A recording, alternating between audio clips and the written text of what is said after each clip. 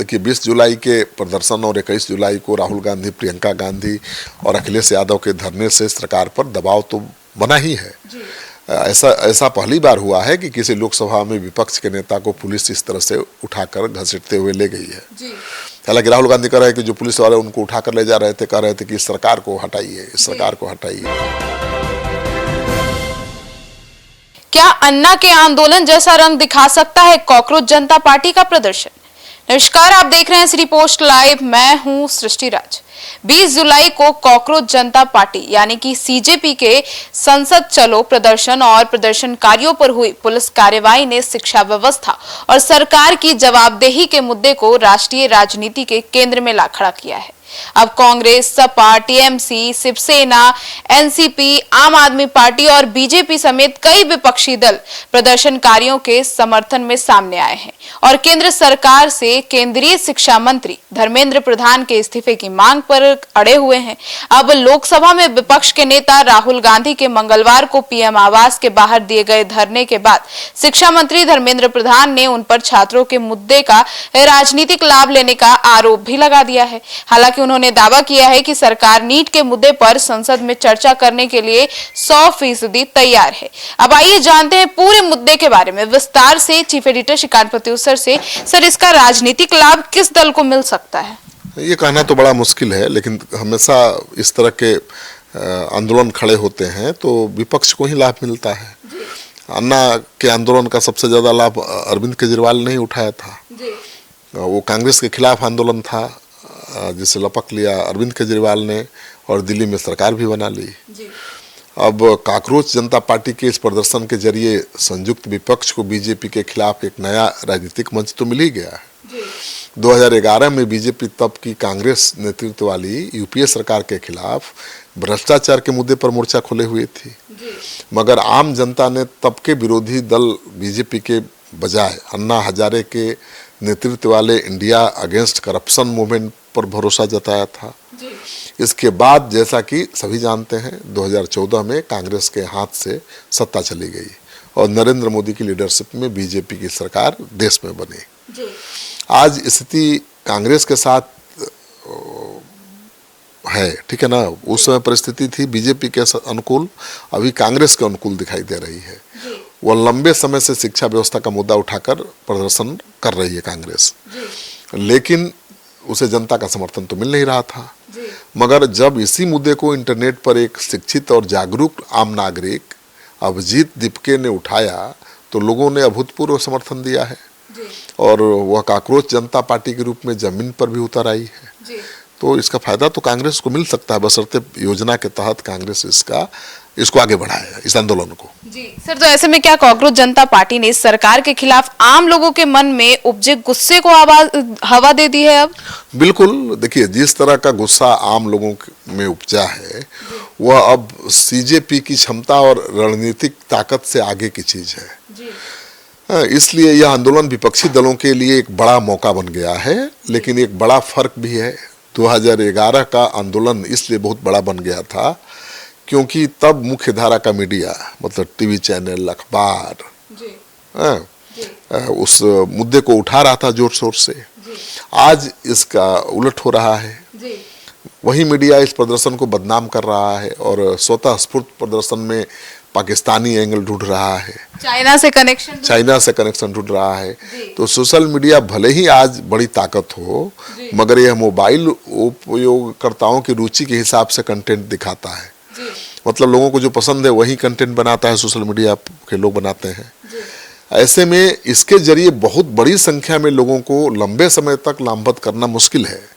अगर देश की मुख्य धारा वाली मीडिया साथ देती तो अन्ना की तरह ही बड़ा आंदोलन बन सकता है या बन सकता था, लेकिन सोशल मीडिया के भरोसे इसको कितना आगे कांग्रेस ले जा पाएगी ये कहना बड़ा मुश्किल है। सर, तो ये जो हो रहा है इसमें लाभार्थी कांग्रेस बनेगी? अभी तो भाई क्षेत्रीय दलों की हालत बहुत खराब है। ममता बनर्जी जी का क्या हाल है, लालू यादव, तेजस्वी यादव का क्या हाल है, आप देख ही रही हैं। तो ऐसे में तो नेशनल पार्टी कांग्रेस ही है जिसको फायदा इसका मिल सकता है। सभी क्षेत्रीय पार्टियां बेहद कमजोर हो चुकी है ना, इसलिए सीजेपी के बनाए माहौल का राजनीतिक लाभ कांग्रेस को ही मिल सकता है। अब देखने की बात यह होगी कि वह इस मुद्दे को कितनी दूर तक ले जा पाती है कांग्रेस, क्योंकि बीजेपी के पास भी इसे कुचलने की तमाम रणनीतियां होंगी। 2011 के आंदोलन के बाद यूपीए शासन के ऊपर जो दबाव आया और कई मंत्रियों के इस्तीफे हुए, उसका एक अहम कारण यह था कि बीजेपी ने उस पर आंदोलन को आगे बढ़ाया था। 20 जुलाई के प्रदर्शन के बाद बीजेपी पर दबाव तो बना है, मगर इसे बरकरार रखना विपक्ष के हाथों में है। हालांकि विपक्षी दल अभी से आपस में लड़ते हुए दिखाई दे रहे हैं। पीएम आवास के बाहर राहुल गांधी के धरने को लेकर आम आदमी पार्टी के सांसद संजय सिंह ने अलग बयान दे दिया। उन्होंने एक्स पर पोस्ट किया और लिखा कि सीजेपी के धरने को कमजोर करने के लिए मोदी जी ने राहुल गांधी को अपने आवास पर धरना पर बिठा दिया। अब बताइए, नेता प्रतिपक्ष हैं राहुल गांधी और उनको पीएम मोदी का चेला बता दिया संजय सिंह ने, तो ऐसे तो लड़ाई कमजोर हो रही है ना। हालांकि कांग्रेस जनता पार्टी के आधिकारिक एक्स हैंडल पर संजय सिंह के इस दावे को खारिज किया गया। मतलब कांग्रेस जनता पार्टी भी चाहती है कि इस आंदोलन को राहुल गांधी आगे बढ़ाए। सीजेपी की ओर से कहा गया कि नेता विपक्ष राहुल गांधी अपना कर्तव्य निभा रहे हैं। सर, तो ऐसे में 20 जुलाई को प्रदर्शन से बने इस मोमेंटम को विपक्षी दलों में सिर्फ कांग्रेस ही आगे ले जा सकती है? बिल्कुल, क्योंकि क्षेत्रीय दल बहुत कमजोर हैं, आपस में लड़ रहे हैं, तो ऐसे में कांग्रेस ही इसको आगे बढ़ा सकती है। अगर आम आदमी पार्टी में क्षमता होती तो वह सीजेपी के आंदोलन को अपना आंदोलन बना चुकी होती, क्योंकि देखिए अभिजीत दीपके उनसे जुड़े रहे हैं आम आदमी पार्टी से, मगर इस आंदोलन ने आम आदमी पार्टी को उजागर कर दिया है कि दिल्ली में अब उसके पास सांगठनिक ताकत नहीं बची है। आम आदमी पार्टी के विरोध के पीछे पंजाब का आगामी विधानसभा चुनाव भी है, जहां उसके सामने कांग्रेस की ही चुनौती है। इसीलिए संजय सिंह ने राहुल गांधी का साथ देने के बजाय उन पर निशाना साध दिया। ऐसे में आम आदमी पार्टी सीजेपी के समर्थन वाले मुद्दे पर भी कांग्रेस के साथ खड़ी दिखाई नहीं दे रही है। देखिए, 20 जुलाई के संसद चलो प्रदर्शन के दौरान दिल्ली में लंबे समय के बाद बड़ा विरोध प्रदर्शन देखा गया, जो सीजेपी के आह्वान पर हुआ, और इसको बहुत आगे कांग्रेस बढ़ा सकती है, बशर्ते क्षेत्रीय दल एकजुट होकर उसका साथ दे। लेकिन यहाँ तो सबका अपना अपना इंटरेस्ट है, पॉलिटिकल इंटरेस्ट है। अब पंजाब चुनाव को ध्यान में रखते हुए आम आदमी पार्टी अब राहुल गांधी का विरोध कर रही है। सर, तो ऐसे में ये प्रदर्शन सीजेपी का था या फिर जनता का? देखिए, भले ही यह प्रदर्शन कांग्रेस जनता पार्टी के आह्वान पर हुआ है, मगर इतनी अधिक तादाद में प्रदर्शनकारियों के जुट जाने का अंदाजा खुद आयोजकों को भी नहीं था। इसी कारण प्रदर्शन के दौरान कई कुव्यवस्थाएं देखने को मिली। उनके देखिए, इसे जनता का आंदोलन कहा जाना चाहिए। यह गुस्सा किसी न किसी बहाने सामने आना था और इसे सीजेपी का मंच मिल गया। जनता के गुस्से ने विपक्ष को केंद्र के सामने लाकर खड़ा कर दिया है। लोग पूछते थे कि क्या विपक्ष कहाँ है। भले ही कांग्रेस जनता पार्टी नाम और सोशल मीडिया प्लेटफॉर्म बनाए जाने के पीछे सीजेआई सूर्यकांत की कांग्रेस से जुड़ी टिप्पणी रही हो, मगर जब इस प्लेटफॉर्म को 2 करोड़ से ज़्यादा सोशल मीडिया उपयोक्ताओं का समर्थन मिला, तो समर्थकों की भावनाओं की जिम्मेदारी अभिजीत दीपके ने ली। वह अपनी पढ़ाई और करियर छोड़कर भारत आए और इसे एक आंदोलन में बदल दिया। अब सिर्फ विपक्षी राजनीतिक दल ही इस गति को बरकरार रख सकते हैं। कब तक लड़ेंगे दीपक अकेले? सर, तो ऐसे में ये जो समय है, ये कांग्रेस के अलावा क्षेत्रीय विपक्षी दलों के अस्तित्व के लिए भी अहम हो सकता है। बिल्कुल, क्षेत्रीय दलों का क्या हाल है अब देख लीजिए। जब उड़ीसा के पूर्व मुख्यमंत्री नवीन पटनायक भी केंद्रीय शिक्षा मंत्री धर्मेंद्र प्रधान के इस्तीफे की मांग करने लगे, तो आप समझ ले सकते हैं कि मामला कितना गंभीर हो गया है। देखिए, नवीन पटनायक आमतौर पर विवादित राजनीतिक मुद्दों पर तटस्थ रुख रखते हैं और किसी भी पक्ष का खुलकर वो समर्थन या विरोध नहीं करते हैं। शिक्षा का मुद्दा हर राज्य से जुड़ा है। टीएमसी और शिवसेना जैसे विभाजन का सामना कर रहे दलों के लिए यह अपना बड़ा मुद्दा हो सकता है। ठीक है ना। ऐसे में इसे उठा भी रहे हैं शिवसेना के लोग और सभी ने प्रदर्शनकारियों की वह भीड़ भी देखी है जो सालों बाद दिल्ली में देखने को मिली है। सपा के लिए सीजेपी के समर्थन में उतरने के पीछे उत्तर प्रदेश के आगामी विधानसभा चुनाव को देखते हुए एक अहम मकसद माना जा रहा है। इसलिए सीजेपी के प्रदर्शन में डिम्पल यादव की मौजूदगी और राहुल गांधी के धरने में अखिलेश यादव की मौजूदगी को अहम मानती है। यह दल उत्तर प्रदेश में कांग्रेस के साथ गठबंधन में विधानसभा चुनाव लड़ सकता है।